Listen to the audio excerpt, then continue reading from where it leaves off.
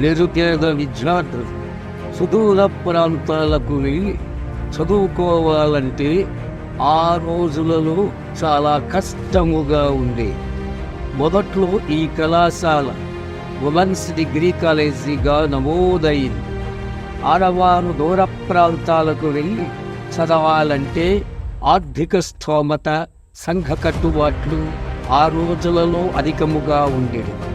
ఈ విషయమై శ్రీ నల్లి రత్నజయప్రసాద్ గారు వారి సతీమణి శ్రీమతి శిరీష గారు గొప్ప అంకిత భావంతో గ్రేస్ డిగ్రీ కళాశాలను 2005 సంవత్సరంలో స్థాపించారు. ఆ తరువాత దీనిని కో ఎడ్యుకేషన్గా మార్చి వివిధ గ్రూపులలో కళాశాలను నడిపి ఉన్నారు. ఉపాధ్యాయులు కూడా అంకిత భావంతో ఆ రోజుల్లో పనిచేసి ఉన్నారు.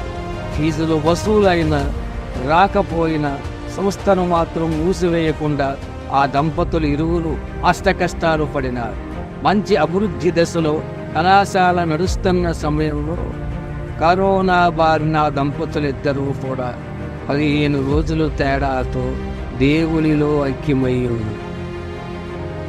ఎటు తోచని పరిస్థితులలో ఈ కళాశాల అభివృద్ధిపై ఏమి చేయాలో తోచక కళాశాల ప్రిన్సిపాల్ శ్రీ పివిఆర్ నాయుడు గారు, ఇతర డిపార్ట్మెంట్లకు చెందిన లెక్చరర్లందరూ ఈ సమస్యను తమ సమస్యగా భావించి కళాశాలను నడపడానికి వారి కుమారుడైన శ్రీ చరణ్ మరియు మనీషా గారు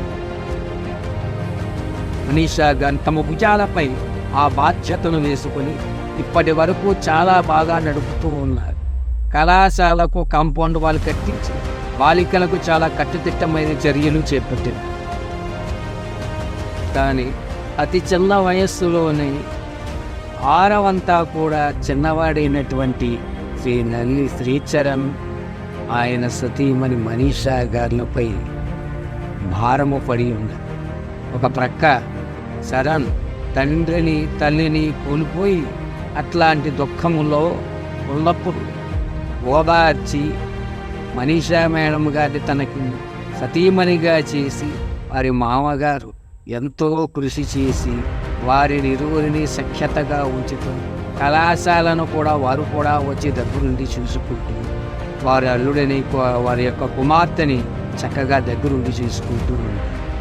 శ్రీ పివిఆర్ నాయుడు గారు కూడా ఎల్లప్పుడూ కూడా వాళ్ళని అంటిపెట్టుకుని ఉండి కళాశాల అభివృద్ధికి తన బాధ్యతగా వహించి విద్యార్థులను కళాశాలలో చేర్పించే నిమిత్తం ఆయన అహర్నిశలు కృషి చేసి అచిరకాలంలోనే కళాశాలలో ఎనలేనటువంటి అంతులేనటువంటి విద్యార్థులుగా చాలామందిని చేర్పించి ఉన్నారు.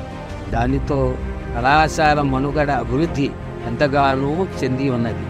అచిరకాలంలోనే శ్రీ నాయుడు గారు జూనియర్ కళాశాలను కూడా శ్రీ ప్రసాద్ గారు ఇచ్చినటువంటి ప్రోత్సాహంతో జూనియర్ కళాశాలను తీసుకుని మొదట్లో 200 పైగా విద్యార్థులతోటి అన్ని గ్రూపులు వొకేషనల్ కోర్సులతో కలిపి మొత్తం కళాశాల బాధ్యతను తాను వహిస్తూ చరణ్ గారు కూడా దాంట్లో చూడమని చెప్పి మొత్తం ఇరువురు కూడా కళాశాల అభివృద్ధికి ఎనలేని కృషి చేసి ఉన్నారు. ఇది ఒక చిన్నపాటి అంశముగా భావించి ఈ దంపతులని ఇరువురిని మీరందరూ కూడా ఇలాగే సహృదయంతో ఆశీర్వదిస్తారు అని చెప్పి అనుకుంటూ ఈ చిన్న ఏవీ కార్యక్రమాన్ని మీకు నేను సమర్పించి